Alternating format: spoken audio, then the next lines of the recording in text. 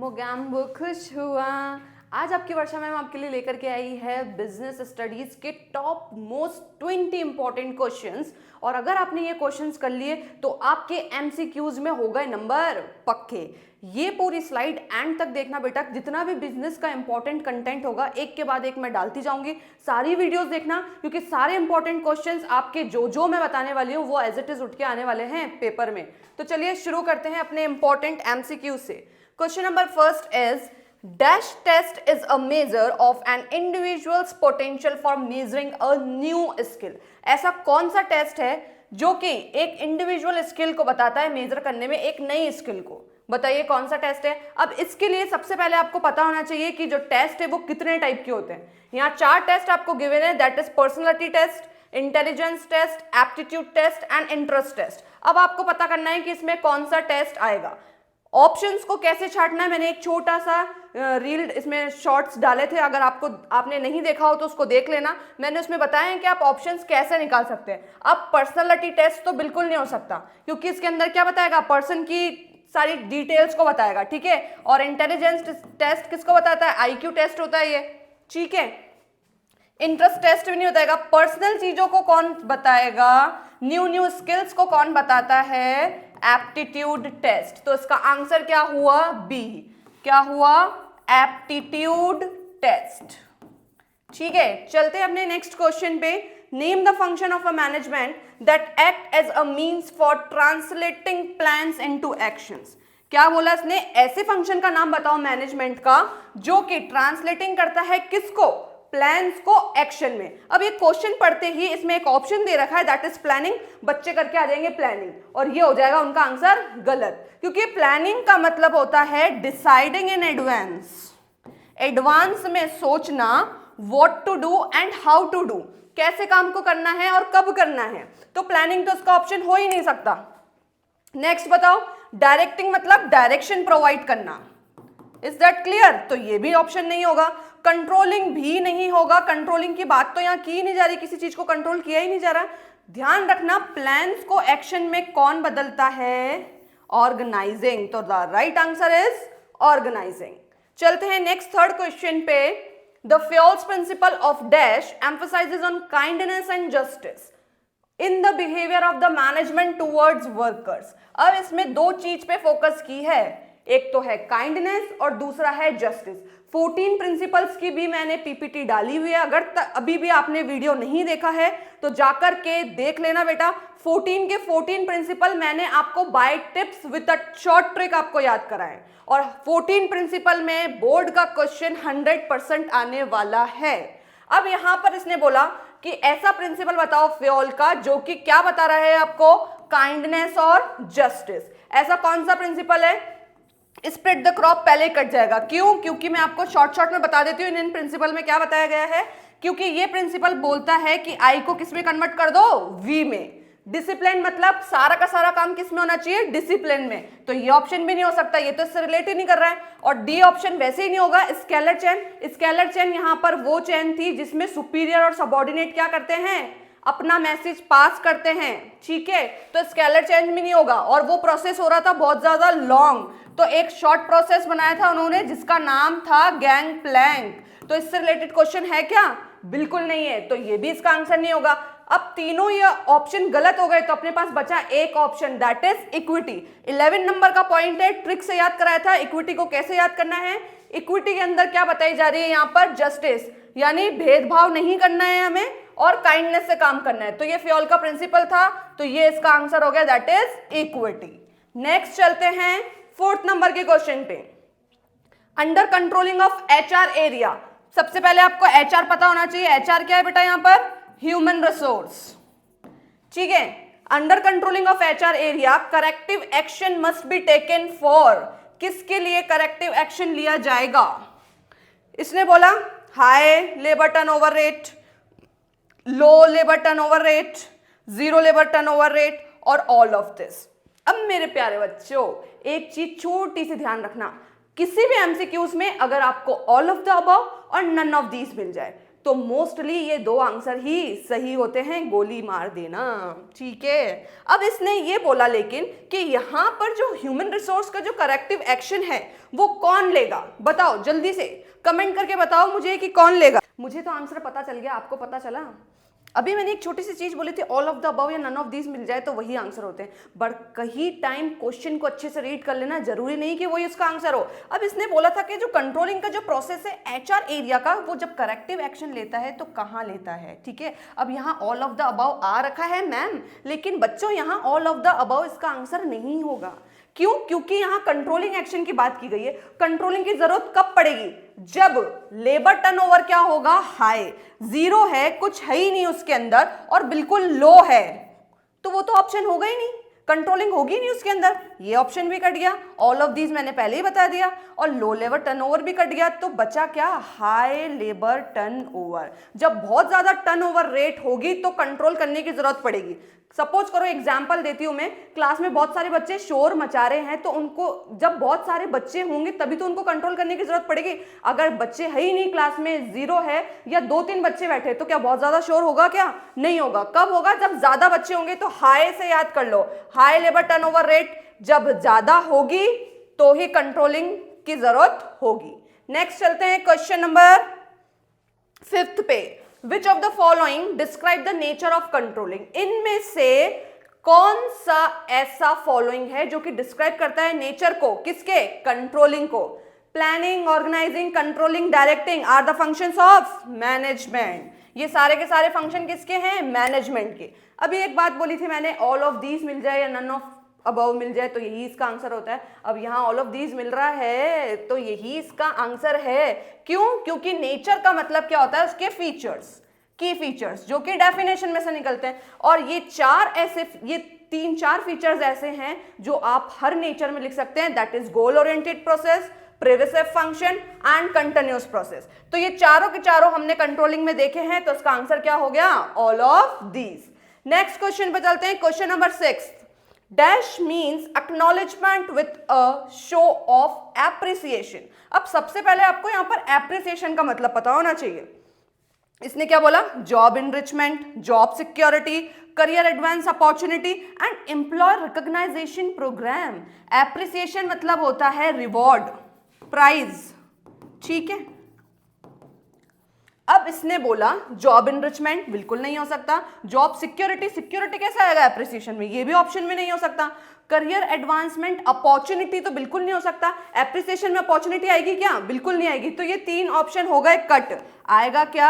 Employ recognisation programme. Employ recognisation programme हम कब करेंगे? जब किसी भी एम्प्लॉय को हमें एप्रिशिएट करना हो, उसे अवार्ड देना हो, उसे इंसेंटिव देना हो, तो उसके लिए हम क्या करेंगे? Employ recognisation programme. This is the right answer of question number 6। चलते हैं नेक्स्ट क्वेश्चन पे, क्वेश्चन नंबर 7। नेक्स्ट चलते हैं क्वेश्चन नंबर 7 पे। The test used to measure existing skills of the individual is called. अब यहां आ गया एग्जिस्टिंग स्किल्स, यानी बाहर की स्किल्स। अब ऐसा कौन सा टेस्ट है जो कि इसको मेजर करता है? तो आता है इंटरेस्ट टेस्ट। इंटरेस्ट टेस्ट होगा क्या? बिल्कुल नहीं होगा। पर्सनालिटी टेस्ट बिल्कुल नहीं होगा। अब ये स्किल्स बोल रहा है बाहर की, मतलब ट्रेडिंग से रिलेटेड स्किल्स को बोल रहा है। सपोज करो मैंने एग्जांपल लिया, मैंने मेरे बॉस को बोला कि मुझे ये स्किल्स आती है, मुझे ये भी आता है, मुझे वो भी आता है। तो वो सब कब पता चलेगा? जब मैं वो चीजें करके दिखाऊंगी। तो सेम उसने भी ये बोला, बाहर के स्किल्स को करके दिखाना कौन सा टेस्ट कहलाएगा बेटा? Trade test. एप्टीट्यूड टेस्ट बिल्कुल नहीं होगा। ठीक है, तो ऑप्शन हमने निकाल लिया, तो इसका सही आंसर क्या होगा? Trade test. नेक्स्ट क्वेश्चन चलते हैं, क्वेश्चन नंबर 8 पे। For the following 2 statement choose the correct option. अब आपको यहां पर स्टेटमेंट 1 और स्टेटमेंट 2 दे रखी है। इस टाइप के क्वेश्चन आपको एमसीक्यू के मिलेंगे आपके पेपर में 100%। स्टेटमेंट 1 आपको बोलता है to motivate employees only positive motivation can be used. अगर आपको आपके एम्प्लॉइज को मोटिवेट करना है तो आपको सिर्फ पॉजिटिव मोटिवेशन यूज करना है। ठीक है, क्या ये सही है? बिल्कुल नहीं है। हो सकता है हम उसको नेगेटिव भी मोटिवेट कर रहे हो। कैसे? उसने एग्जांपल मैं आपको देती हूं, मैंने मेरे बॉस को बहुत अच्छे से काम करके दिया, सब कुछ करके दिया, लेकिन उसके बाद भी उसमें 10 गलती निकल गई, तो इसका मतलब ये नहीं कि वो मुझे नेगेटिव मोटिवेट कर रहे हैं। हो सकता है कि उस काम को मैं और अच्छे से कर पाऊं, इसलिए वो एक मेरे लिए क्या हो गया, पॉजिटिव मोटिवेशन। ठीक है, तो मोटिवेशन बेटा दो टाइप के होते हैं, पॉजिटिव भी होते हैं और नेगेटिव भी होता है। सेकंड स्टेटमेंट बोला इसने, motivators can be negative as well as positive. ये बिल्कुल सही बात है। अब मेरे बॉस ने मुझे किसी भी काम को मैंने थोड़ा सा भी गलत कर दिया तो मुझे उन्होंने डांट दिया और मैं उसको लेकर के बैठ गई। वो उन्होंने जो मुझे डांटा वो एक अच्छे वे में डांटा ताकि मैं काम को और अच्छे से कर पाऊं, लेकिन मैंने उसको ले लिया नेगेटिव में। तो जो मोटिवेटर्स होते हैं वो उस बात को किस में ले सकते हैं, पॉजिटिव वे में भी ले सकते हैं और नेगेटिव वे में भी ले सकते हैं। तो ये स्टेटमेंट हुआ सही। तो सेकंड स्टेटमेंट हमने क्या प्रूफ करा, राइट। लेकिन जो फर्स्ट स्टेटमेंट था वो क्या प्रूफ हुआ, रॉन्ग, क्योंकि मोटिवेशन जो है वो दोनों हो सकते हैं। लेकिन आपको क्वेश्चन में क्या बोला कि मोटिवेशन क्या होता है, सिर्फ पॉजिटिव होता है। मिल गया आंसर, फटाफट से ढूंढ लो। बोथ करेक्ट है क्या, नहीं है। एक करेक्ट है क्या, बिल्कुल नहीं है। स्टेटमेंट फर्स्ट करेक्ट है क्या, नहीं है। तो ऑप्शन क्या हुआ बेटा, B. Statement 2 is correct and statement 1 is wrong. ऐसे आपको ऑप्शन निकालने हैं वहां पर। जैसे क्वेश्चन आपके सामने आए रीड करो, समझो और ऑप्शन निकाल लो। ठीक है, चलो नेक्स्ट क्वेश्चन पे चलते हैं। Question number 9, workers are always unwillingly to take up an extra work. जो वर्कर्स जो होंगे वो अनविलिंगली क्या करेंगे, अपना एक्स्ट्रा वर्क लेंगे due to rise in demand. लेकिन वो किस चीज की डिमांड करेंगे, कुछ ना कुछ तो डिमांड करेंगे। A firm ends to cooperate, लेकिन फर्म को क्या करना पड़ेगा, उसको कॉपरेट करना पड़ेगा। The supervisor is finding it difficult, लेकिन सुपरवाइजर के लिए ये फाइंड करना बहुत डिफिकल्ट होगा to cope up with the situation. जो भी सिचुएशन दे रखी है उसके साथ कोप अप करना। Identify the elements of directing. अब ये क्वेश्चन आपको कैसे आएगा, जब आपको पता होगा कि आपने डायरेक्टिंग चैप्टर्स में एलिमेंट्स पढ़े। एलिमेंट्स कौन कौन से होते हैं बेटा डायरेक्टिंग के, सुपरविजन, मोटिवेशन, लीडरशिप और कम्युनिकेशन। ये आपको दे रखा है। अब इसमें से आपको निकालना है। कैसे निकालेंगे, सुपरविजन फाइंड करता है डिफिकल्टी। बताओ क्या होगा इसका, पता चला, मुझे बिल्कुल पता चल गया इसका आंसर क्या होगा। सुपरविजन यानी सुपरवाइज करना किसी चीज को, लीडरशिप मतलब सबको साथ में लेकर के चलना, और कम्युनिकेशन मतलब कम्युनिकेट करना। लेकिन एक ऑप्शन ऐसा मिला है जो फर्स्ट लाइन को पढ़ते ही पता चल गया। एक्स्ट्रा वर्क अगर आपको कोई करके दे रहा है तो आप उसको क्या करो, मोटिवेट करो। अगर आप उस काम के लिए उसको मोटिवेट कर रहे हो कि नहीं अच्छा है, आप और अच्छा कर सकते हो, तो वो मोटिवेट हो गया और आपका एम्प्लॉय जो है आपको और अच्छे से काम करके देगा। तो इसका आंसर क्या हो गया, मोटिवेशन। ना तो सुपरविजन होगा, ना लीडरशिप होगा, ना ही कम्युनिकेशन होगा। The right answer is motivation. Question number 10, dash give shape to the organisation structure. कौन है ऐसा जो कि एक शेप देता है ऑर्गेनाइजेशन स्ट्रक्चर को। नंबर ऑफ एम्प्लॉइज, बिल्कुल भी नहीं। प्लानिंग तो वर्ड ही नहीं आ रहा इसमें, प्लानिंग करने का तो कुछ काम ही नहीं हुआ इसमें। एक्सटेंट ऑफ डेलीगेशन भी काम नहीं हुआ। तो बचा क्या, स्पैन ऑफ मैनेजमेंट। ये आपने फर्स्ट चैप्टर में पढ़ा होगा, यही है इसका आंसर। अगर आपको शेप पूछ ले ऑर्गेनाइजेशन स्ट्रक्चर का तो क्या इंपॉर्टेंट है, स्पैन ऑफ मैनेजमेंट। नेक्स्ट चलते हैं, for the following which is not a relevant feature of management as well as science. इसने बोला कौन सा ऐसा रेवेलेंट फीचर नहीं है। क्वेश्चन को अच्छे से पढ़ना, ये मत सोचना एमसीक्यूज तो आते हैं मार्क करके आ जाएंगे। एक एमसीक्यूज गलत नहीं हुआ और आपका 1 नंबर गया। ठीक है, यहां क्वेश्चन में पूछ लिया उसने नॉट, तो कौन सा नहीं है फीचर किसका, मैनेजमेंट एज साइंस का।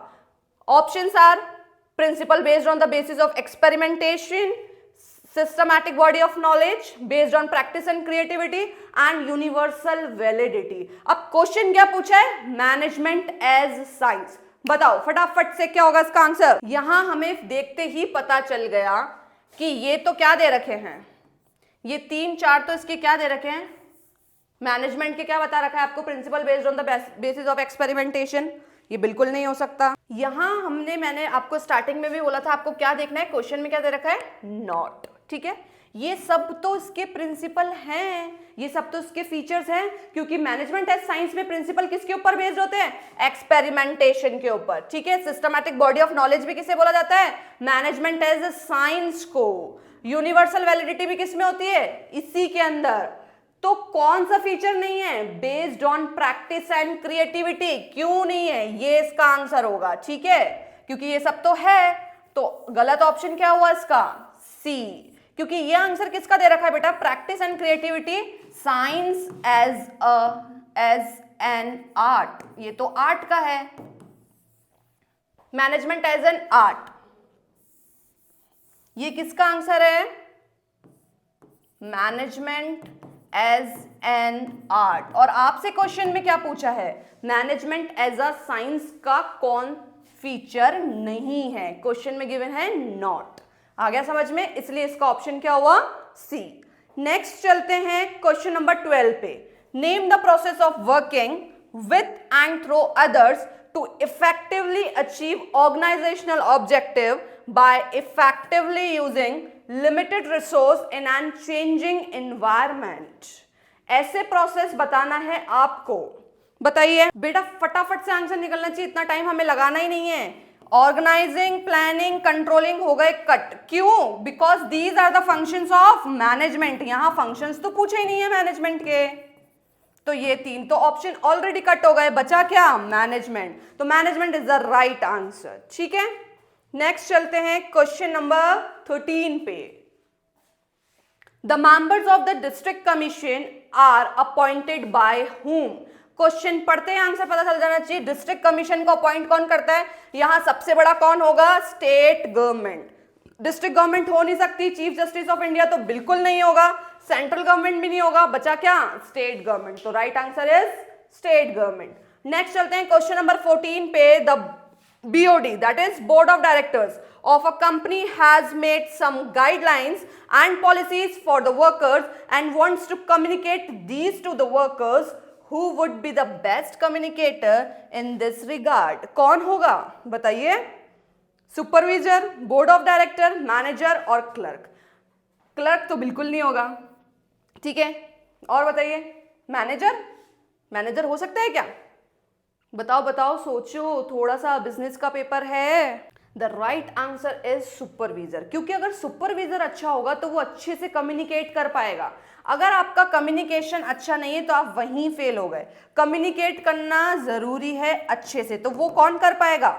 सुपरवाइजर। बीओडी तक तो पहुंचने में बहुत टाइम लगेगा, मैनेजर तक भी। तो सुपरवाइजर जो है वो क्या करेगा? अपने वर्कर के बाद कम्युनिकेट करेगा दूसरे वर्कर को। यही इसका आंसर मिल गया, ठीक है। बोर्ड ऑफ डायरेक्टर्स नहीं होगा, मैनेजर नहीं होगा। तो वर्कर्स अगर चाहे कम्युनिकेट करना दूसरे वर्कर्स तक, अपनी बात पहुंचाना चाहे, तो वो कौन करेगा? सुपरवाइजर। अभी जस्ट पहले गैंग प्लैंक पढ़ाया था, उसमें भी मैंने बताया था सुपरवाइजर, सुपीरियर और सबऑर्डिनेट, तो वो दोनों क्या करते हैं? अपनी बात को एक पर्सन से दूसरे पर्सन तक पहुंचाते हैं, ठीक है। चलते हैं नेक्स्ट क्वेश्चन पे। Management is dash. मैनेजमेंट है क्या? साइंस, आर्ट्स, दोनों, बोथ साइंस एंड आर्ट, और डी इज नाइदर। ये क्वेश्चन बहुत ही छोटा था। आई नो मेरे सारे बच्चे बहुत होशियार हैं, इनको सबको आता है। मैनेजमेंट क्या है? दोनों। क्यों? अगर मैं बोलूं साइंस है, तो साइंस मतलब उसे सिर्फ किसकी नॉलेज है? प्रैक्टिकल। इसको याद कर लो, साइंस में बहुत सारे प्रैक्टिकल होते हैं, प्रैक्टिकल। आर्ट में क्या होता है? Theory, theoretical. लेकिन जो हमारी मैनेजमेंट है उसमें तो दोनों ही है, प्रैक्टिकल प्लस थ्योरी। तो इसका आंसर क्या हो गया? Management is both science and arts. Next question चलते हैं। फॉर्मल कम्युनिकेशन में भी, फॉर्मल जो हम कम्युनिकेट करते हैं वो कैसा हो सकता है?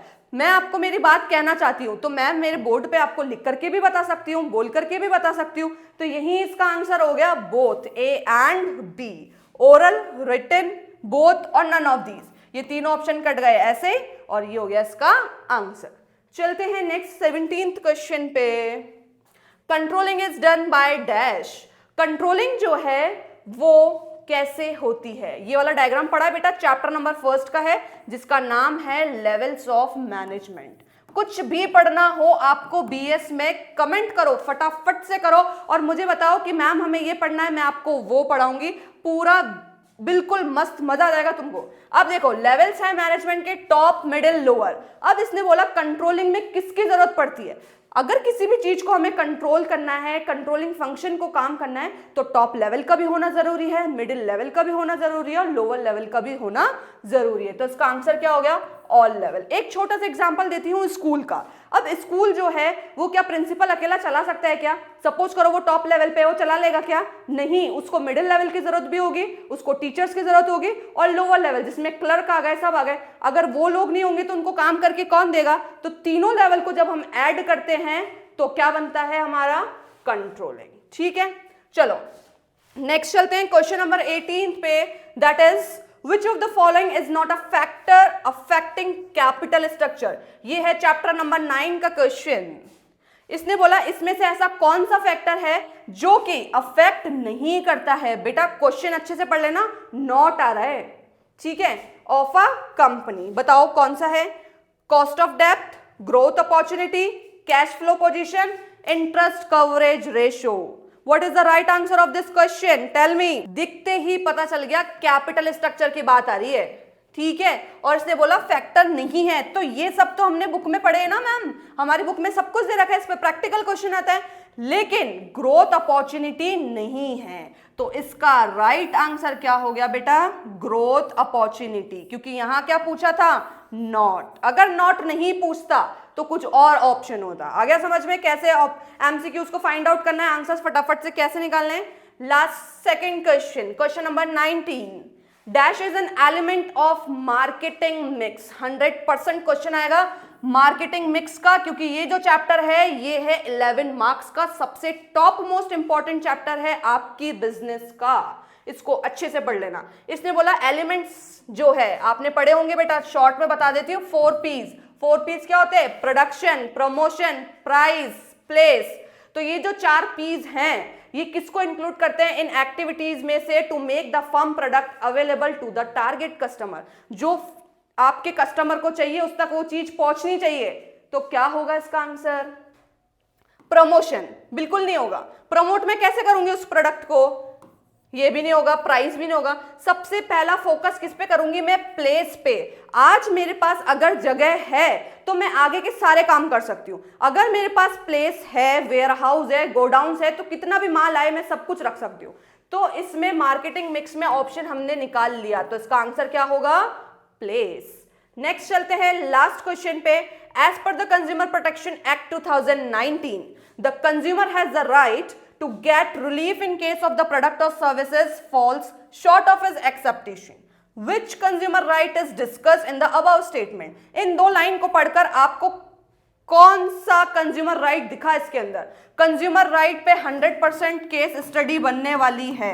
बच्चों अगर आपको केस स्टडीज पढ़नी है, इंपॉर्टेंट चैप्टर के इंपॉर्टेंट क्वेश्चंस पढ़ने हैं, what ever you want, comment करो, मुझे बताओ, मैं आपके लिए लेकर के आऊंगी। कंज्यूमर प्रोटेक्शन एक्ट अच्छे से कर जाना, इसके राइट्स पे क्वेश्चन बनेगा। अब ये जो 2 लाइन मैंने पढ़ी, इससे बताओ आपको कौन सा राइट पता चल रहा है इसके अंदर? इस स्टेटमेंट को पढ़ के आपको कौन सा राइट पता चल रहा है? Right to seek and redressal. Safety, यहां हमने कुछ सेफ तो किया नहीं, अशोर्ड भी नहीं करा, हेयर्ड कुछ सुनाई भी नहीं दिया, तो बचा क्या? Right to seek and redressal. This is the right answer of question number 20। Hope so आपको सारे MCQs with a correct explanation के साथ मैंने समझाया कि अगर इसका ऑप्शन ये है तो क्यों है, और ये नहीं है तो क्यों नहीं है। सारी चीजें आपको डिटेल में डिस्क्रिप्शन में बताएगी आपकी वर्षा मैम। आपको आगे और क्या पढ़ना है मुझे जल्दी से बताना, मैं आपके लिए जल्दी से लेकर के आऊंगी, क्योंकि अब बहुत कम टाइम बचा है बेटा तुम्हारे बीएस के पेपर में। अच्छे से प्रिपरेशन करके जाना। All the very best to you all the students.